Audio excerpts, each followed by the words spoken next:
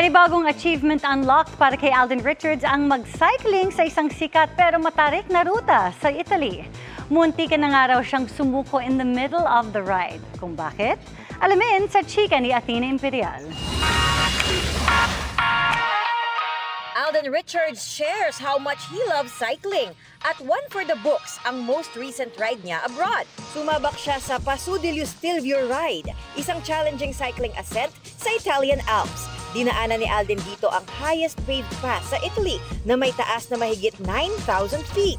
Sabi ni Alden sa kanyang post, halos sumuko siya sa ride. Nang matapos ang challenging ascent, napaiyak daw si Alden habang kumakain ng hotdog sandwich. Just last month, Alden won 4th place in his first cycling race. With cycling, that is something I can say na akin lang siya. Yung experience ko sa pagbabike, that's one thing I can say that is solely mine.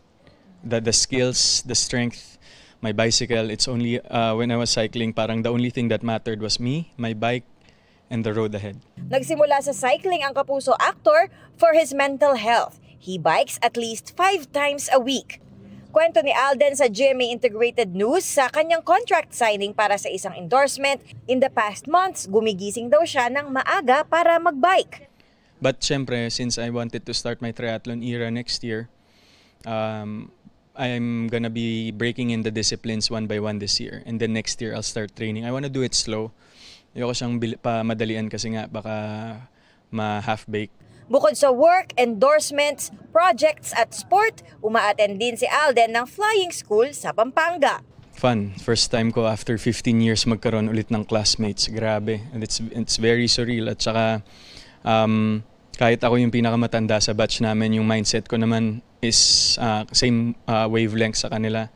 And ang sarap lang din ng experience na nakakapasok ka sa classroom ulit. You get to listen to your instructor, you get to study subjects. Sabi ni Alden, marami man siyang dapat i-accomplish, time management is his secret to tick off goals in his list. Again, like yung lagi kong sinasabi, it always boils down to time management. Walang busyness sa mga bagay na gusto mong gawin. Athena Imperial updated sa Showbiz Happenings.